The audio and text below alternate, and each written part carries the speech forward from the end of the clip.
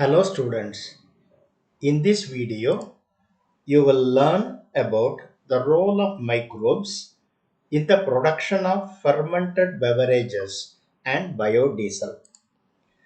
This video is prepared by Kamalakanna on behalf of Sivasakti Tuition Center, Shenkota. This tuition center is run by Mr. Annamalai. Zymology. Zymology என்பது என்ன?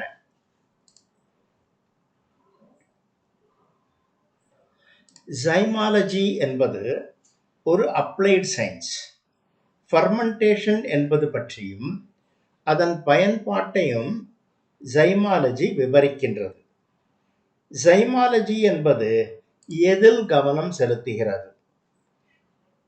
East போன்ற நுண்ணுயிரிகளால் இயக்கப்படும் உயிர் வேதியியல், அதாவது biochemical processes செயலாக்கத்தில் ஜைமாலஜி கவனம் செலுத்துகிறது. முக்கிய மதுபானங்கள் யாவை?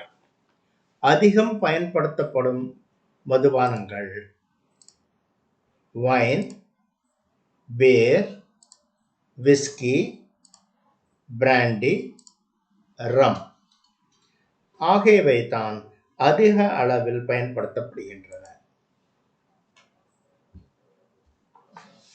மதுபானங்களின் தயாரிப்பு விவரங்கள் ஒரு டேபிள் வடிவத்தில் இங்கே கொடுத்திருக்கு. எந்தெந்த மதுபானங்களுக்கு என்ன சப்ஸ்ட்ரேட் பயன்படுத்துகிறார்கள், என்ன ப்ராசஸ் யூஸ் பண்ணப்படுது, அதன் ஆல்கஹாலிக் கண்டென்ட் எவ்வளவு என்பதை பற்றிய விவரங்களை இங்கு பார்க்கலாம். வைன் பழ ரசங்களை பயன்படுத்தி தயாரிக்கப்படுகிறது. இது ஒரு ஈஸ்ட் ஃபர்மெண்டேஷன் ப்ராசஸ் ஆகும். இதில் டிஸ்டிலேஷன் கிடையாது. 9 முதல் 14% ஆல்கஹாலிக் கண்டென்ட் வைனில் இருக்கிறது. பியர் மாவு தானியங்கள் பயன்படுத்தி தயாராகிறது. இதிலும் ஈஸ்ட் ஃபர்மெண்டேஷன் தான். இங்கும் டிஸ்டிலேஷன் ப்ராசஸ் கிடையாது.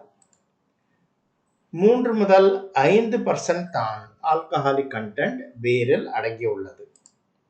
விஸ்கி மாவு தானியங்கள் பயன்படுத்தி தயாரிக்கிறார்கள். ஃபர்மெண்டேஷன் அண்ட் டிஸ்டிலேஷன் இரண்டும் இதில் உண்டு. 35 முதல் 50% ஆல்கஹாலிக் கண்டென்ட் விஸ்கியில் அடங்கியிருக்கிறது. பிராண்டி பழ ரசங்களிலிருந்து பிராண்டி தயாரிக்கப்படுகிறது. ஃபர்மெண்டேஷன் அண்ட் டிஸ்டிலேஷன் இரண்டும் உண்டு. 35 முதல் 60% ஆல்கஹாலிக் கண்டென்ட் பிராண்டியில் உள்ளது. ரம் கரும்பு மொலாசஸ் பயன்படுத்தப்படுகிறது. கரும்பு சாறில் இருந்து சர்க்கரை பிரித்தெடுத்த பின்பு உள்ளதுதான் மொலாசஸ். ஃபர்மெண்டேஷன் அண்ட் டிஸ்டிலேஷன் இரண்டும் உண்டு. 37 முதல் 80% ஆல்கஹாலிக் கண்டென்ட் ரம்மில் உண்டு. ஆகவே இந்த 5இல் இந்த மதுபான வகையில் தான் மிக அதிக அளவு ஆல்கஹால் உள்ளது. தொழிற்சாலைகளில் எப்படி ஆல்கஹால் தயாரிக்கப்படுகிறது என்பதை பார்ப்போம். பழங்காலம் தொட்டு ஈஸ்ட் தான் பயன்படுத்தப்படுகிறது. சக்கரமைசிஸ் செரிவிசியே எனும் ஈஸ்ட் தான் பெரும்பாலும் பயன்படுத்தப்படுகிறது. படத்தில் காண்பது இந்த ஈஸ்ட் தான். மாவு தானியங்கள், பழரசங்கள் ஆகியவை ஃபர்மெண்ட் செய்வதன் மூலம் மதுபானங்கள் தயாரிக்கப்படுகின்றன. ஜைமோமோனாஸ், சார்சினா போன்ற பாக்டீரியாக்களும் எத்தனால் ப்ரொடியூஸ் செய்ய பயன்படுத்துகிறார்கள். அதன் படங்களை இங்கு காணலாம். மொலாசஸ், உருளைக்கிழங்கு, மரச்சக்கைகள் இவையெல்லாம் கூட ஆல்கஹால் தயாரிப்பில் பயன்படுத்துவது உண்டு. பெட்ரோலுடன் கலப்பதற்கு எத்தனால் ஒரு பயோஃபியூயலாக பயன்படுத்தப்படுகிறது. இப்போ எத்தனால் தயாரிப்பில் என்னென்ன ஸ்டெப்ஸ் உள்ளது என்பதை விவரிப்போம். மூலப்பொருட்கள் முதலில் அரைக்கப்படுகின்றது. இதை மில்லிங் என்று குறிப்பிடுகிறார்கள். ஆஸ்பர்ஜில்லஸ் எனும் பூஞ்சையிலிருந்து, பூஞ்சை அப்படின்னா ஃபங்கஸ், பிரித்தெடுக்கப்பட்ட அமைலேஸ் எனும் நொதிப்பொருள் சேர்க்கப்படுகிறது. இதன் விளைவாக ஸ்டார்ச் எனும் பொருள் சர்க்கரையாக மாறுகிறது. அதற்கு ஈஸ்ட் இப்பொழுது சேர்க்கப்படுகிறது. ஈஸ்ட் ஆனது ஃபெர்மெண்டேஷன் செய்து சர்க்கரை பொருளை ஆல்கலாக மாற்றும். இந்த ஆல்கஹால் டிஸ்டிலேஷன் செய்வதன் வழியாக பியூரிஃபை செய்யப்படும். அதுவே மதுபானம் ஆகும். இந்த முறையில் 96% வரை எத்தனால் பெற இயலும்.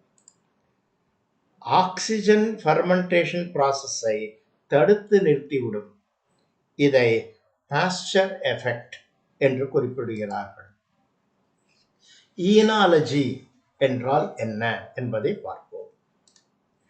வைன் தயாரிப்பை பற்றியும் வைனை பற்றியும் படிப்பதே ஈனாலஜி ஆகும். திராட்சை சாறிலிருந்து வைன் தயாரிக்கப்படுகிறது. மதுபான வகைகளிலேயே மிக பழமையானது வைன் தான். திராட்சை சாற்றை சக்காரமைசிஸ் எனும் ஈஸ்ட் ஃபெர்மெண்ட் செய்யும் போது கிடைப்பதே வைன் ஆகும். திராட்சையிலிருந்து பெறப்படும் வைன் இரு வகைப்படும். கருப்பு திராட்சையிலிருந்து தயாரிக்கப்படுவது ரெட் வைன். இதில் சாறு மட்டுமன்றி திராட்சை பழத்தின் தோலும் பயன்படுத்தப்படுகிறது. ஒயிட் வைன், அதாவது வெள்ளை வைன் என்பது சிவப்பு திராட்சையிலிருந்து தயாரிக்கப்படும். இதில் பழச்சாறு மட்டுமே பயன்படுத்தப்படும். பதநீர், பதநீர் என்பது என்ன என்பதை தெரிந்து கொள்வோம். தென்னிந்தியாவின் சில பகுதிகளில் பதநீர் ஒரு பாரம்பரிய மதுபானமாக பயன்படுத்தப்படுகிறது.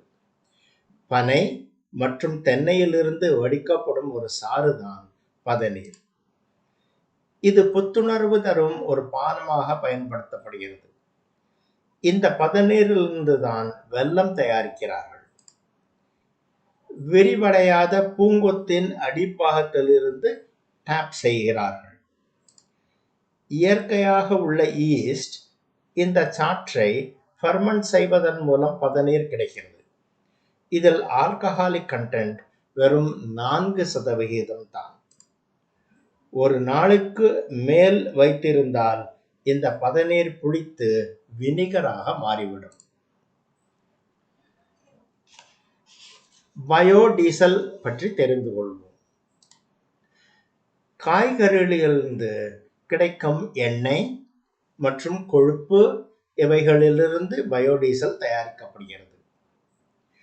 ஜாட்ரோஃபா எனும் தாவரத்தின் எண்ணெய் பயோடீசல் தயாரிப்புக்கு மிக உகந்ததாகும். இந்த படத்தில் காண்பதுதான் ஜாட்ரோஃபா எனும் தாவரம். பொங்காமியா எனும் தாவரமும் பயோடீசல் தயாரிப்புக்கு பயன்படுகிறது. இந்த படத்தில் காண்பது பொங்காமியா தாவரம். பயோடீசல் ஆனது நச்சுத்தன்மை இல்லாதது, எளிதாக மக்கும் தன்மை உடையது மற்றும் காற்று மாசு அதிகம் உண்டாக்காது. இதனால் பெட்ரோல், டீசல் போன்ற எரிபொருட்களை காட்டிலும் பயோடீசல் மேலானது. மேலும் வாகனங்களின் என்ஜினை மாற்றம் செய்யாமலேயே பயோடீசல் பயன்படுத்த உகந்தது. பயோஃபியூயல் டே மற்றும் அதனை பற்றிய விழிப்புணர்வு. டிசம்பர் 2009 இந்திய அரசு பயோஃபியூயல் தேசிய கொள்கையை வகுத்தது. ஒவ்வொரு வருடமும் ஆகஸ்ட் 10 வேர்ல்ட் பயோஃபியூயல் டே என கொண்டாடப்படுகிறது. புதுப்பிக்க முடியாத புதைபடிவ எரிபொருட்களுக்கு மாற்றாக புதுப்பிக்கத்தக்க உயிரி எரிபொருள்கள் பற்றிய விழிப்புணர்வை இது உருவாக்குகிறது. உயிரி எரிபொருள்கள் துறையில் மத்திய அரசு மேற்கொண்ட பல்வேறு முயற்சிகளை உயிரி எரிபொருள் தினம் எடுத்து காட்டுகிறது.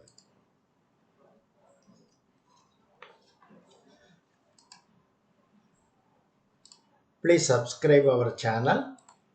Our channel name is Sivasakti Annamalai. Subscription is absolutely free.